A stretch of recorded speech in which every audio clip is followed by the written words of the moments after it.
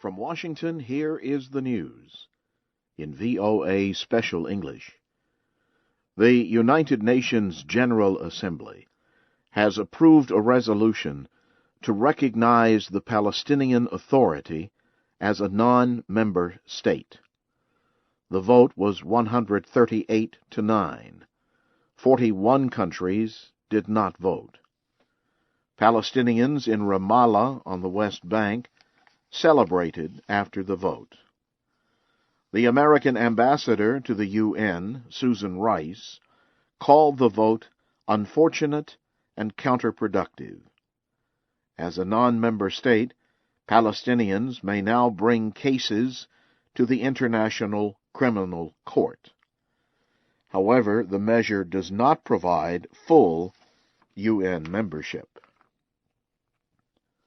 Syrian forces launched a major offensive in the capital Damascus, near the country's international airport, on Thursday. The government also ended access to the Internet across the country and stopped mobile phone service in some areas. The army attacked rebel areas in towns along the airport road. A rebel fighter said the rebels were not inside the airport, but were able to block access to the airport. Iraqi officials say bombings have killed at least 38 people and wounded more than 100 others. Officials said several bombs exploded in the city of Hilla. Another explosion was reported in the Shiite Muslim holy city of Karbala. Both cities are home to many of Iraq's Shiites. Separately, Iraqi officials say a suicide bomber killed 3 people when he drove his car into a guard station in Fallujah. And in Mosul, a car bomb targeting police killed 2 people. The head of the International Atomic Energy Agency is concerned about Iran's nuclear activities. Yukiya Amano met with the IAEA's governing members Thursday in Vienna, Austria. Mr. Amano said Iran has failed to provide the agency with any real evidence that its nuclear activities are peaceful. He raised concerns about what he called extensive activities at Iran's Parchin military center. You are listening to the news in VOA Special English. A Russian court has ordered websites to remove a video of a performance by the band Pussy Riot, in which they protest against President Vladimir Putin. The video was made in the Cathedral of Christ the Savior in Moscow. 2 members of the band are serving 2-year prison sentences for the performance. They were found guilty of charges of hooliganism and creating religious hatred. 1 band member was given a suspended sentence. All 3 members are women. It was not immediately clear when the ban on the video will take place. The court listed websites showing the video and said they could be blocked if they do not remove them. People in Kosovo are celebrating a decision by a United Nations court to clear former Prime Minister Ramush Haradinaj and 2 of his supporters of war crimes charges. Serbia is angry about the ruling. On Thursday, the International Criminal Tribunal for the former Yugoslavia released Mr. Haradinaj, along with Idris Balai and Lahi Brahimaj. After the ruling, Mr. Haradinaj, who is strongly supported by most ethnic Albanians in Kosovo, returned to Pristina.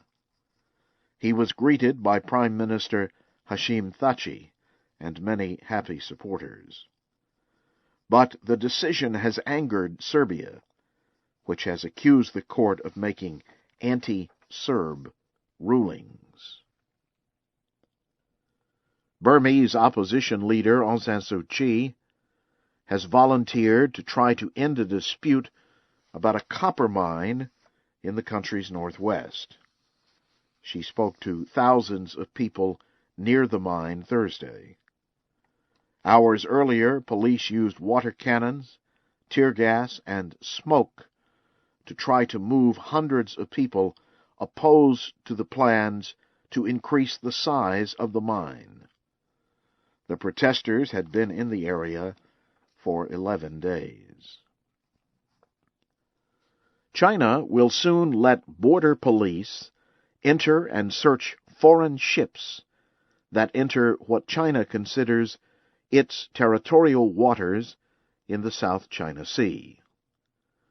Chinese state media say police in Hainan province will soon be permitted to land on, check, seize, and expel foreign ships that enter the area illegally.